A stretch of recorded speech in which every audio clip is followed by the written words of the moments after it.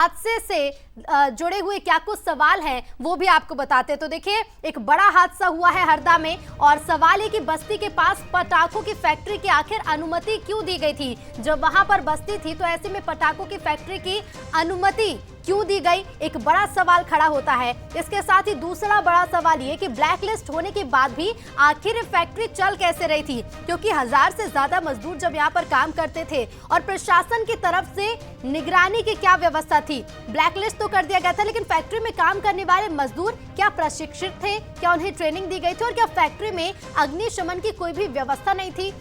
साथ ही सवाल ये भी कि घरों में आग फैलने की वजह से घरों में रखा बारूद भी इसका कारण बताया गया और बस्ती के पास अनुमति देना, फैक्ट्री ब्लैक लिस्ट होने के बाद भी फैक्ट्री लगातार संचालित होते रहना, लेकिन एक्सप्लोजिव विभाग से लाइसेंस कैसे मिलता है, फैक्ट्री चलाने के लिए क्या कुछ जरूरी होता है, वो भी ग्राफिक्स के जरिए आपको बता दें।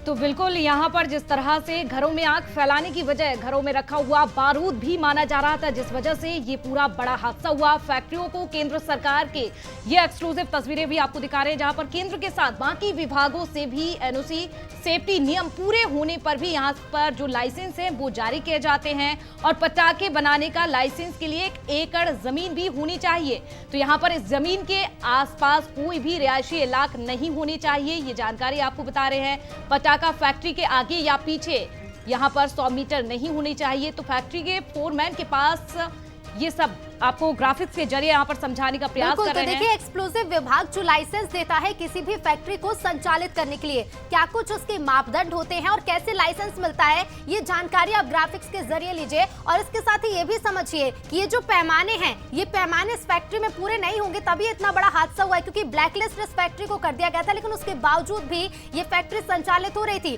तो जिस कमरे में पटाखे पैक किए जाते हैं उससे दूसरे कमरों में दूरी रहनी चाहिए। इसके साथ ही देखिए, लाइसेंस मिलने की शर्त यह भी कि बिजली के तारों, गैस सिलेंडर और मोबाइल से दूरी भी रखनी चाहिए। अब आपको सीधे मौके से हमारे सहयोगी सूरज शर्मा की एक एक्सक्लूसिव रिपोर्ट भी दिखाते हैं। देखिए, लगातार रेस्क्यू को लेकर काम किया जा रहा है, लेकिन सबसे मुश्किल काम यही हो रहा है। तस्वीरों में देखिए रास्ता बना पाना, लेकिन एक बहुत सेंसिटिव हमको तस्वीर हम आपको दिखा रहे हैं कि जिस पैसे के लिए इंसान काम करता है और जिसके लिए आज उन मजदूरों ने जो अपनी जान लगा दी है, देखिए ये 50 का नोट ये गवाही दे रहा है कि कैसे इसके लिए लोग दिन रात काम करते होंगे और यहाँ पर पहुंचे हैं। ऐसे कई नोट यहाँ पर नजर आ रहे हैं। संभवतः ये शायद यहाँ पर खरीदी बिक्री का काम होता होगा, शायद इसीलिए 100 50 के नोट नजर आ रहे हैं।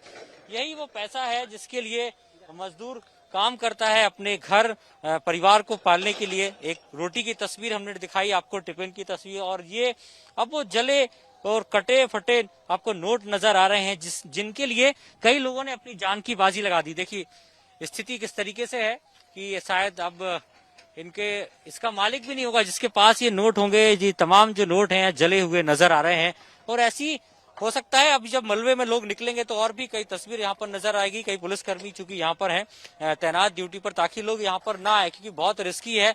लगातार अब देखिए धुआं ही धुआं नजर आ रहा है और फटाके जिस तरीके से अभी भी फूटते नजर आ रहे हैं तो सांस लेना भी मुश्किल नजर आ रहा है, क्योंकि तस्वीरें देखिए चारों तरफ धुआं ही धुआं है और पुलिस ने अब इस इलाके को भी खाली करा लिया है।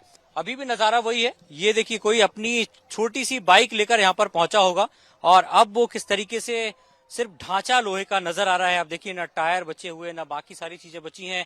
बाइक हो, 4 पहिया वाहन हो, कुछ ऐसा नहीं बचा इसके अंदर। देखिए ये गाड़ी, इसमें अब कुछ भी नहीं बचा है। पूरी शायद महंगी और लग्जरी गाड़ी नजर आ रही है, लेकिन अब ये सिर्फ एक मलबा है और सिर्फ मलबा ही नजर आ रहा है। ऐसी एक गाड़ी नहीं, कई 4 पहिया वाहन, कई 2 पहिया वाहन आपको तस्वीरों में नजर आएंगे। तो बिल्कुल इस रिपोर्ट में